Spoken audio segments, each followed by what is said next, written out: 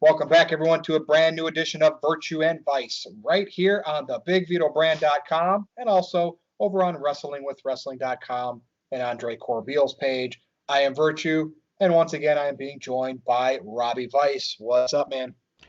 It is good to be on a platform with fans who understand wrestling and fans that deserve to listen to me right now. So it's good, man. Like I'm happy to be here. I'm getting a little fed up with like a lot of dumb narratives I hear from like the fan base and things like that. So I've been a little irritated with that. But overall, man, like I'm obviously super stoked. The biggest name in wrestling is now back in his rightful spot, and I'm sure we'll talk about that.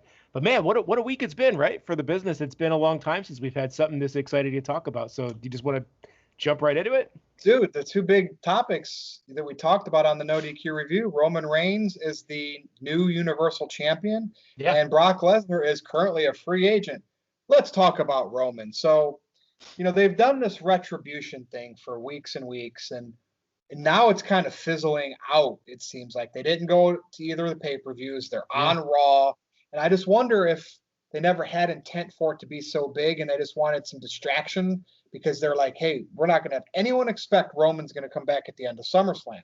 Well, we all know that's what happened, right? He came back, he speared Bray Wyatt, he speared Braun Strowman, and then a week later he got himself, joined with Heyman, and he got Yep. himself into the title match. And basically, like a heel would, he waited it out. He let Strowman and Fiend beat the crap out of each other, and then he comes out at the end, and in heel fashion, becomes the Universal Champ. And what I'm waiting for is this first big promo, which should happen by the time people start listening to this, depending on when it gets posted on SmackDown this week. Mm-hmm. So what's your thoughts on the big dog? Because I'm going to be now monitoring SmackDown's ratings.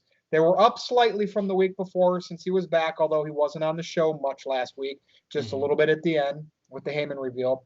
But I want to see if SmackDown starts trending upwards. So my article holds water that he and Brock Lesnar combined for 250K to 500,000 people.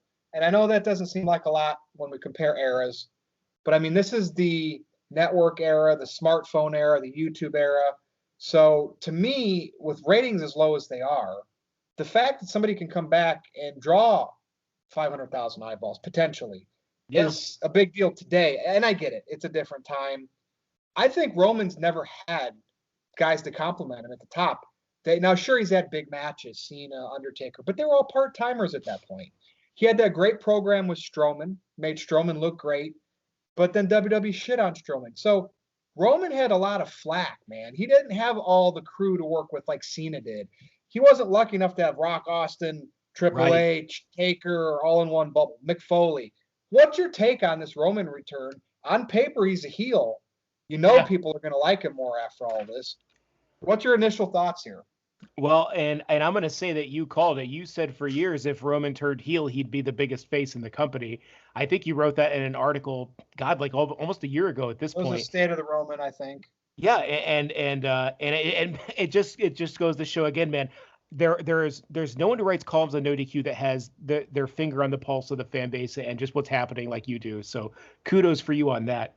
Man, I think the Roman thing's great because he's the biggest name in wrestling right now. It's akin to Hulk Hogan or Ric Flair being gone and suddenly making a return. Everyone's talking about it. And Roman Reigns is the only one outside of Lesnar, the only probably full-timer that really has the credibility that can bring in casual viewers. And I'm curious to see what those ratings look like when he comes back tomorrow. I have to imagine that tomorrow's going to be one of the bigger SmackDown ratings in a while because, again, I know I don't always watch them live. I usually watch the replays on them. But, dude, I'm tuning in. I'm going to watch the whole show tomorrow, and I'm excited about it. You kind of touched on Retribution a little bit, and I was thinking about this the past couple of days. I almost feel that Retribution is too big for NXT call-ups at this point. I feel that they went a little too long. They made it such a big deal to the point where it's almost to the point the hype level is now. If it's like Dijakovic and them, and Madden, Dio Madden, dude, those guys are awesome. But like, dude, people are expecting there was even talks of Roman Reigns or John Cena or some big name in this faction. If you don't get one of them or CM Punk, it's going to be a letdown and it's going to fizzle into just a minuscule faction. And it's non-established people. And This to me has League of Nations vibes all over it, of something that'll last for 3 weeks and then be unheard of again. Um, so yeah, that's terrible. But man, Roman Reigns being back, as long as I don't have to hear Michael Cole scream "Big Dog," that's probably my only thing against Roman. I'm curious to see if he eventually gets new music. He wasn't wearing the vest, which I think is good because the guy looks jacked. But I'm curious if he changes his move setup a little bit because traditionally heels, um, he may not do that Superman punch. I'm assuming he'll still have a spear. I really hope that with his new gimmick that he has a more violent and slow kind of Randy Orton pace kind of going. But dude, that's enough of me rambling on. I'm talking to like the number one Roman supporter through thick and thin. What do you think about this, Mr. Pulse, finger on the pulse of the wrestling Well, world? I've always said he needed to have an edge. Being with Heyman, Yeah, being a heel on paper is in the right direction. They cannot script this guy anymore. He can't. He is not good at the promo when he has to remember shitty lines. yep. So they need to like let him feed off of Heyman. Let Heyman get his little gist in there, but not at the extent Heyman did for Lesnar. Let Roman feed off of that. Like, Paul, I got this. I'm not Brock. I can speak on my behalf. And let Roman have somewhat of an edge on the mic as well, because I think he's going to get some respect. Now, I don't think he's not going to be like a Stone Cold or a Triple H, but I think Sure. Roman can be very serviceable on the mic as long as he's not saying suffering succotash. You're right. When he does these matches, I don't want to see a Superman punch. I don't want to see the goody goody stuff. I want to see violence, and I just want to hurt you to win. And if I have to take some shortcuts because I'm a bad guy now, I will by any means necessary to keep the title. Well, I am interested to hear his first promo back. I'm interested to see his first full match back because we all know when he won the Universal title, he laid low, right? I was calling it Yeah. social distancing. Then Yeah. he came out at the end and he did his thing. But like I have a lot of questions. Like, how is the dynamic with Heyman going to work? Because we only know pretty much how Heyman was with CM Punk. Heyman would stand in the background a lot, let Punk talk. But with Brock, Heyman did all the talking. How is it? Is this going to be somewhere in between with Reigns? And also, too, I get a little nervous because the news just broke that The Rock and his family have COVID, and we I know that know. Roman's close. They're close, right? They're in the family. Like, Roman's back on the road now. Sure, it's an arena now, and he's more rooms in the back, and he can stay socially distant. Yeah. But like, what do you think's going through Roman's mind? Like, shit, The Rock just got COVID because he can't be compromised. He had Yeah. leukemia I think twice. Roman's I have to imagine that he's being safe. Um, with the whole COVID thing, obviously we thank God The Rock and his family, Kevin Nash, a lot of these guys are safe. Hopefully it's something people take notice of and pay attention to instead of being, you know, idiots for lack of a better word. But to go back to the Roman thing, it really feels that this time that Roman Reigns has really bought into this character, Yep. and the fans have bought in. And I feel that Roman has more leverage now than he ever has with Vince, because I don't know if you'll agree with this or not. I feel that WWE needs Roman Reigns more right now than Roman Reigns needs WWE, because he's getting movie offers. Literally, Roman Reigns could show up in AEW and be the biggest nuclear heat heel ever. So do you think was this something you think Roman pushed for? Do you think Roman wanted more depth to his character? Do you think he maybe got some Oh, advice from absolutely. his For cousin? years. Dude, he wanted it the minute Suffer and Succotash came out of his mouth. Yeah. Look, and when I see him now, like you mentioned that WWE needs him more than he needs them, this might be the first time that's true since John Cena. Yeah. Like, Roman came up getting the push. The Shield was hot. People loved the Shield. They had that great feud with the Wyatts, Yep. but they ultimately turned Seth and gave Seth that initial main event run. And Roman was just kind of, you knew Roman was going to get the push, but when they finally did it, the fans weren't biting. It was like they did it a year too late. Now the fans felt Yeah. it was forced. And Roman had to deal with that. He headlined 4 straight Manias. And of course, it's the network era. It's the watch clips on Twitter and YouTube era. And so ratings are different. They still definitely matter. And I'm all For about sure. total viewers, F the demos. But Yeah. it is a different time. So all the blame can't be put on Roman, because if you go back and you look at when ratings were higher, it was a different time. There wasn't as much social media, but those top draws like your Cenas, they had better main event talent around them. that was getting rotated. So any big Cena match, he had somebody awesome that was mostly a full-timer every single time. We all know the Attitude Era was stacked. Hogan had Macho, Ultimate Warrior, you know what I mean? Flair, Sting. And all those great heels that were just great at, like Earthquake, Sarge, Yeah. that just great heels. Roman has had nobody. He had a Cena come back for a program, then left again. What traction does that hold? He had that Seth Rollins. Undertaker. Yeah. Like, well, he had that great feud with Strowman. So Roman has really been painted into a corner by WWE scripts and the lack of compliments. He had a great match with Daniel Bryan, well, no duh.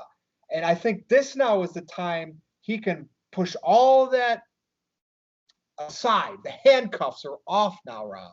You think the handcuffs are off? I do. Or just one handcuff? No, I do. I think Roman has. I think he has free reign to basically do what he wants. The thing now, though, is the chase is what matters. The chase is what makes money. Marks love the chase. I love the chase. For those of you who don't know what a mark is, it's someone who pays money to the wrestling business to enjoy it. I have been to pay-per-views. I pay for the network. I'm a mark. It's not a bad term. It's not a bad term. First of all, side topic. This is what I wrote down. Why do fans suddenly care about the demo so much? Is it because they know wrestling is I don't want to say it's dying because I don't think it's dying, but it's stagnant. Is stagnant a fair word? Because the numbers are so low, they want to use that demo as like, well, that's what advertise. It's a Dave Meltzer narrative. Yeah. It's coming out of the AEW bubble. Yeah. But anyway, so we all know the chase is what makes money in wrestling, right? We want to see someone chase. For them to pull this off, they need a real babyface that people are going to cheer for. They need to somehow recreate the magic of that Daniel Bryan run when he was going through Evolution to get his title shot. Who do you see on the roster, or do they exist yet? Who's going to chase Roman and who?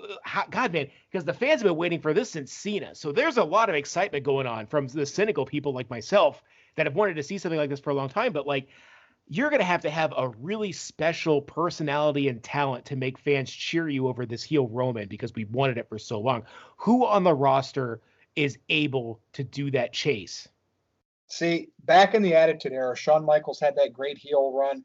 When Brett had his great heel run, but at that point you knew he was going to leave the company. Yeah. Shawn took over the great heel run from Brett when Brett left with the DX run, leading to Austin chasing him for the title. And we know Michaels got hurt, and Austin went over, and the Austin era was made. Yeah. But what's the Austin? What talent? I'm not saying anybody today can be like Austin, but what talent can WWE allow them to be themselves in today's era that could make that Austin Michaels feud of 97, 98 be with whoever they push to face Roman during all this? Because I wrote in my one article when WWE, saying WWE needs Brock back, which we'll talk about in a little bit. Yeah. And Reigns more now than ever, that there needs to be, they need to put people over. They can build them back up. Brock is a beast and Roman he is now. But ultimately, the end game is to use them to get next generation stars over, or at least up in the same playing field, so you have a big main event bubble.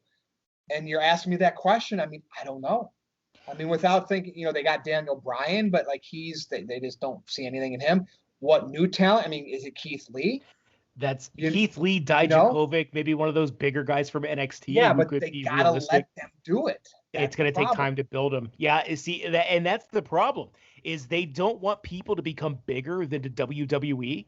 So you don't normally have what we have now. Right now, for the first time since Austin, partially Cena, I just feel that at this point, Roman Reigns, through his battles with chemotherapy, his relationship with The Rock, his incredible personality, he is bigger than WWE right now. I fully feel that he is at the top of the wrestling world.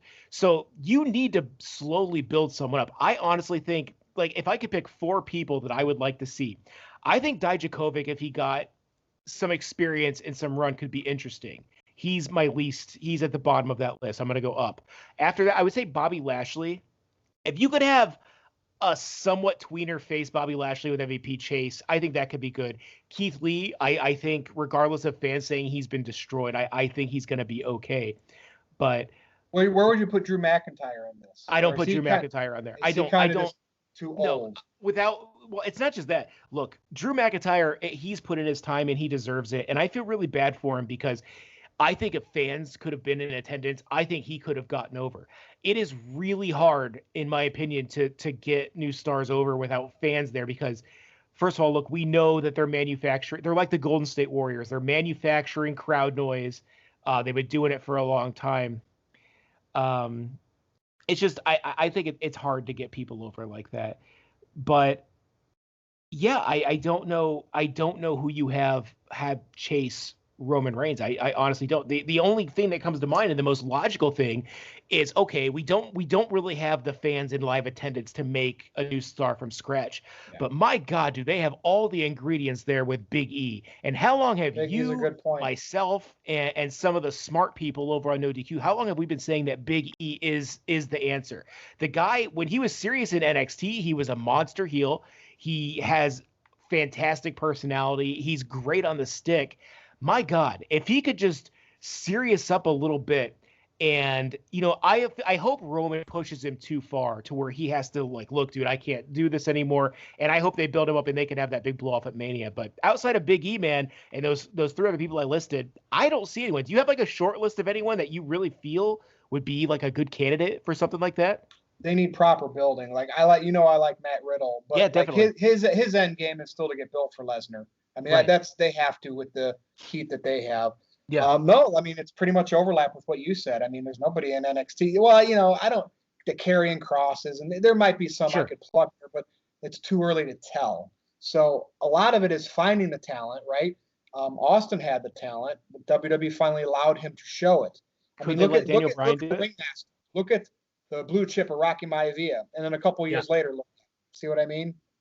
What about Daniel Bryan? Could Daniel Bryan be a candidate to He chase could always Roman? but why is WWE? Who did he piss off, or is he just maybe his family? I think it's with his new kid. I think he took time off because I think he's made it very clear that his family is more important to him than his career at this point in his life. But yeah, outside of him, man, like I mean, he's at least established. I think people can get behind him, but I don't know, man. I don't know if they can recreate it. I don't have faith for them to create a Batman for this new villain. You know what I mean? We have a Joker villain right here. He needs a Batman. He needs someone to dance with. He needs a rivalry. The Seth Rollins, the Dean Ambrose, the rivalry was there, but like the matches weren't that exciting. It didn't really have a good payoff. I don't know. I don't know where they go from there, but I will say I am so excited to see Roman Reigns back in a ring because now I have a reason to watch TV every week. Yep, and so do I. Now, with the recent rumor that Brock's a free agent, Yeah. we talked about this over on the No DQ review. Do we want to? Let's talk about this. Thoughts on Brock being a free agent? Brock Lesnar is going to leverage people to get what he wants, which is more money. He is never going to wrestle outside of WWE unless, like you brought up on the review, he may do a one-off in Japan or something like that. But the chances of him signing with AEW, first of all, again, spoiler for what I said on the review, there is like Cody Rhodes and that's probably it that really have wrestling clout to face and possibly beat Brock Lesnar. He looks giant compared to WWE's roster. Can you imagine this guy in an AEW ring? Brian Cage is a specimen, man, but like he's like 5'7". So I feel like Lesnar would literally look like Andre the Giant versus Shawn Michaels in almost every single match except for Luchasaurus, and I don't know who's the other tall guy? Don't they have another big guy down there? Hager, and then they have Archer. Yeah. So yeah, those are like the three biggest guys down there. And are any of them kayfabe wise even good enough to stand in the ring with Brock Lesnar at this point in their career? No.